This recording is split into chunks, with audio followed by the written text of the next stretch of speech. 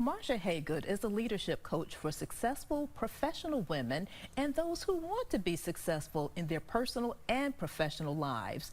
She's the co-author of a national best-selling book, The Little Black Book of Success: Laws of Leadership for Black Women. She's also been featured in the book Game Changers: Women Who Make a Difference. Welcome, Marsha.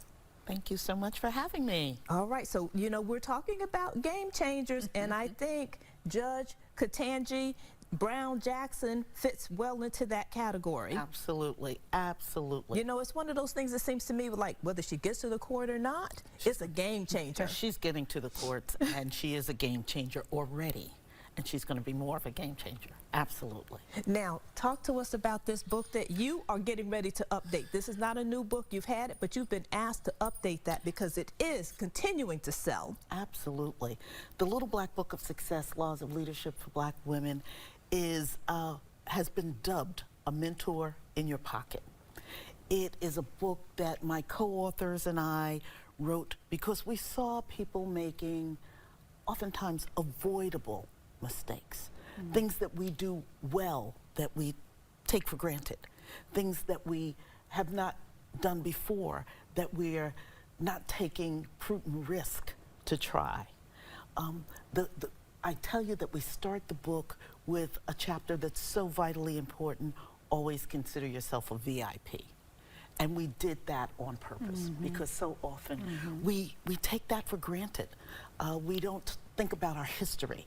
We don't think about all the things that we've done well and all the things that we can do because we're resilient. So many times that we just say, well, I've never done it before, so I won't do it now. And we really need to take those prudent risks.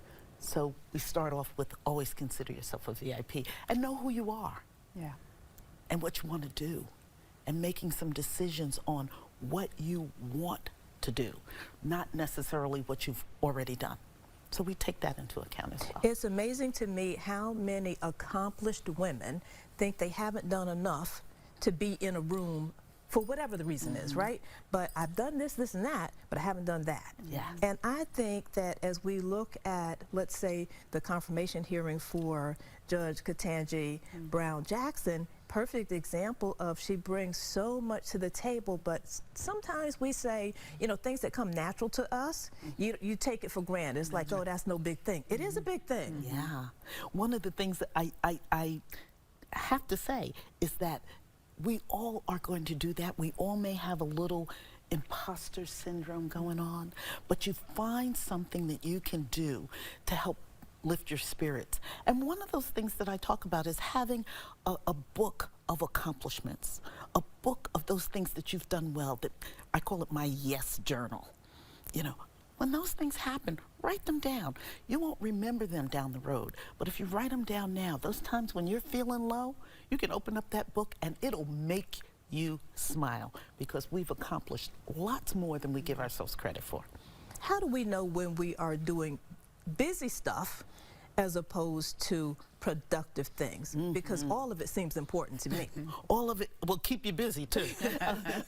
However, I like to think about it on a regular basis, either daily or even weekly. What are some of the things that I've done this week that move me forward? So it first starts off with having intentions. When I was working in the corporate arena, Sunday nights weren't so good because it was always like, what am I going to have to put up with this week? But if I put my intentions down, then every time someone distracted me or something distracted me, I could get back on track because I had those intentions. So first you have to have intentions. You have to have some goals. And then you think, did this move me forward, or was I just moving full steam ahead, getting absolutely nothing important done? And so I say, are you being busy? Just because, busy gets glorified. Yes, it does. And what do we say? Busy people, give it to them because they're busy, right? They're They'll busy. get it done. And you know what? When you ask someone, well, what have you done this week? They say, I was so busy. I like to ask my clients, doing what? How has that moved you forward? And if it hasn't, then you need to rethink the process. You know, think about how you can move forward toward your goals. Little steps. They don't have to be giant things. But what can you do to move forward with purpose? That's my tagline, by the way. Moving forward with purpose. Oh, nice. And you even have a workbook to go with this book. Absolutely, absolutely. Now, you're written about in a book called Game Changer. Yes. How did you get into that book? You know, I have a woman that I worked with, and she would always say to me, and it was really about connections and networking, because as busy as people are, I like to pick up the phone and call people and just check on them. What are you doing? How are you doing? Can I help you with anything? What's going well in your life? And it helps people remember that they are doing something. So when she was writing about Game Changers, and she picked several of us, she said, Marsha, you just need to talk about it, because one of the things that I've always said, and I've said to Constance today, is that my mom used to say to me, you can do anything you want to do. Put your mind towards something, and don't worry, you're gonna get it done.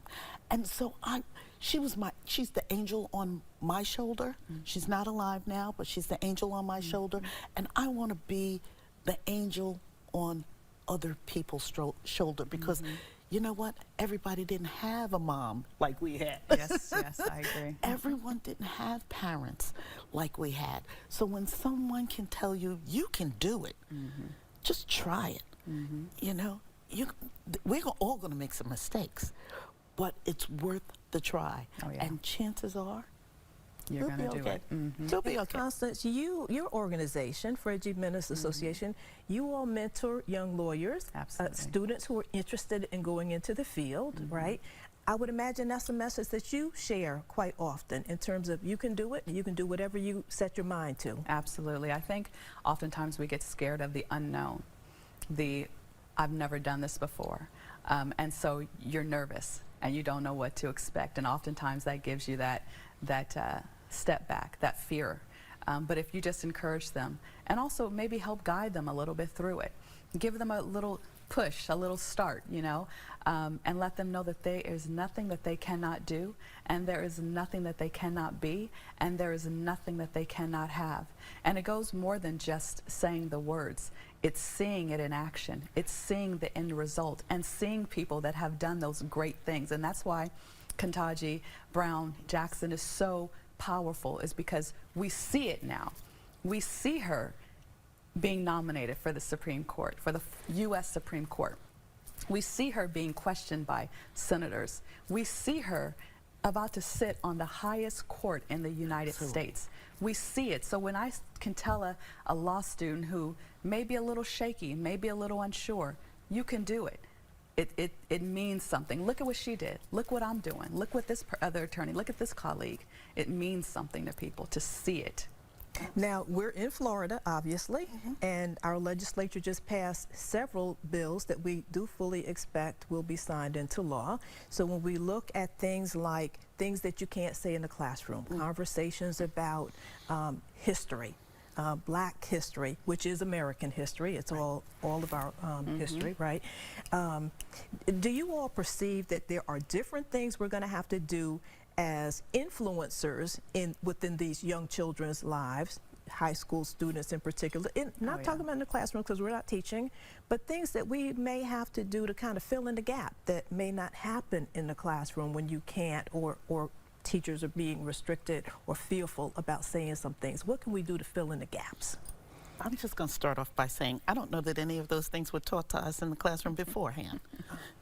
You know, I'm going there. Not doing so, not. You know, they weren't teaching us our history beforehand.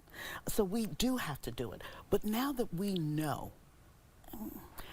what we have to share it widely. We have to share it broadly. We have to pick up those books. Those books need to be in our homes. We need to take students to organizations where it used to be only grown folks were going to be there.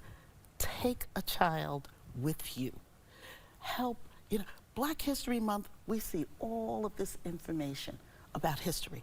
like it goes away at the end of February.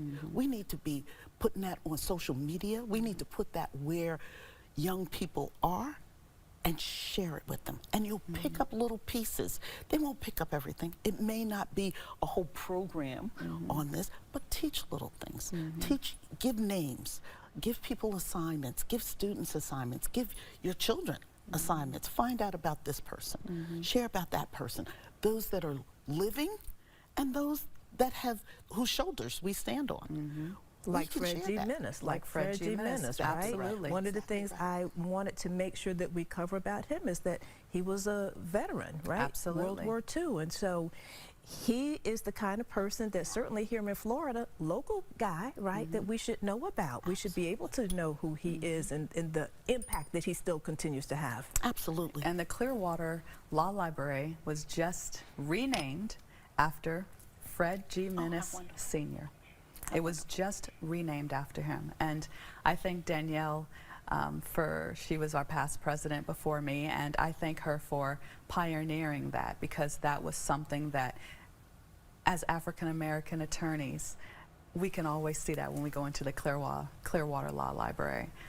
There's Fred G. Menace Sr. He'll never be forgotten because his name is now written on top of a library. And that is such a major thing. Think about how many buildings, how many streets, how many things exist in this entire huge state that we live in, and the proportion, tiny, tiny, tiny, that is named for people of color. I want to thank you all for coming to talk with us today. And you know, I have to say, can we come back and talk some more? This is such a major topic. It's not topic, it's life, It's right? history. It's life. It's history. That's right. That's right. It's going to be written in books that we're going to have to show our kids, because there's not going to be able to be taught in school. We're going to have to show them at the dinner table. We're going to have to read a page of this from this book about Kentucky and the Brown Jackson. Let's read a page about this. And that is so true. Absolutely. That is so true. And Marsha, absolutely thank you. nothing You made wrong a with good that. point about that, because I know in our household the bedrooms were full of books about people in history. So it's very much so. You know so. You know it. You know your dad did it. Your grandmother did it. I know about your family. Thank you. Thank you. From reading about those things. You know, with my husband growing up with your dad. Yes. Yeah. Thank you.